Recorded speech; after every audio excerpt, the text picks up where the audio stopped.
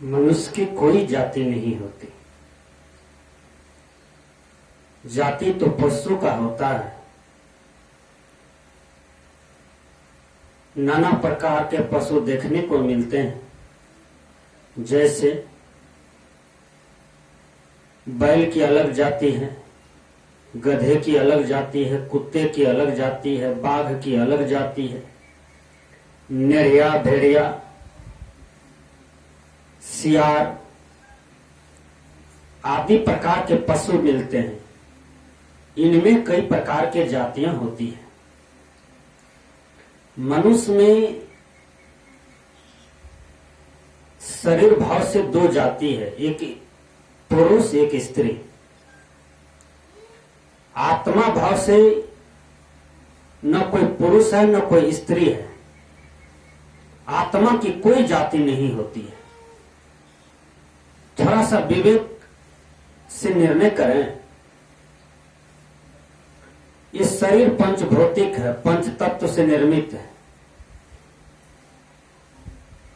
सभी कोई जानते हैं, क्षिति, जल, पावक, गगन, समीरा। शरीर से जब आत्मा निकल जाते हैं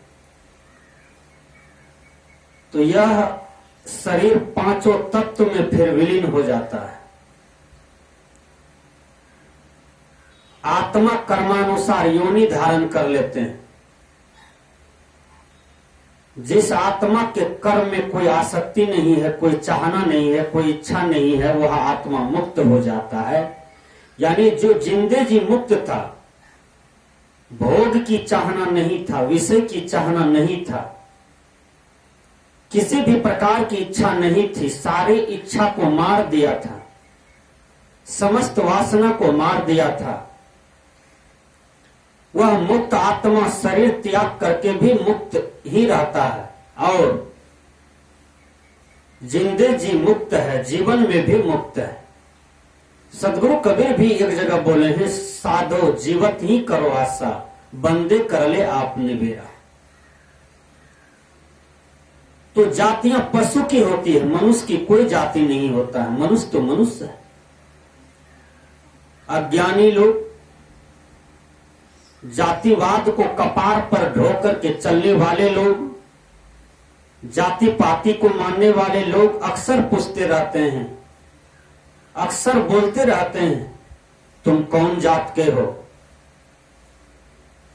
यहां तो जात के अनुसार मंदिर में भी घुसने के लिए दिया जाता है। जो शूद्र है, कहीं कहीं शूद्र को तो मंदिर में भी घुसने के लिए नहीं दिया जाता है। इसलिए हिंदुओं का संगठन कमजोर हुआ। शूद्र से छुआछूत, भेदभाव, तुम अधम हो, तुम नीच हो। ऐसा कोई भगवान है किसी को नीच बनावे, अधम बनावे, शूद्र बनावे, बिल्कुल पतित बना दे? जाति पाति भगवान नहीं बनाए हैं, ईश्वर नहीं बनाए हैं, कोई भगवान नहीं बनाए हैं। इसी समाज के बुद्धिजीवी लोग जाति पाति बना करके जाति पाति का दीवार खड़ा कर दिया। यदि भगवान जाति बनाता तो भगवान राम रामायण में लिख बैठे हैं, जाति पाति पूछे न कोई, हरि के भजे सो हरिये होई।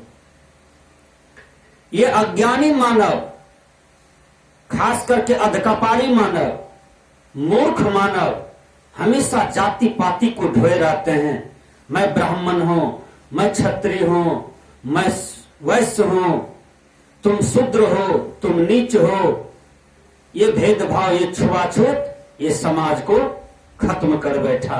यह समाज में विघ्न दे बैठा, यह समाज में जहर दे बैठा। इसलिए आप थोड़ा सा विचार करो। जो शरीर ब्राह्मण के पास है, क्षत्रिय के पास है, वैश्य के पास है, शूद्र के पास है, सबके पास वही हार है, चाम है, हड्डी है। सबके लिए वही अन्न आहार है, सबके लिए वही दुनिया है, सबके लिए वही हवा दवा है। इसमें कोई ऊंच कोई नीच, ये बिल्कुल मूर्खता वाली बात है। इसलिए इसमें न चले। सभी मानव महान है, सबको जीने का अधिकार है, सबका रूप आकृति सब चीज एक समान है। इसलिए सब भाई भाई है इस धरती पर। न कोई हिंदू है, न कोई मुसलमान है, न कोई सिख है, न कोई ईसाई है, न कोई जन्म से नीच है, न जन्म से अधम है।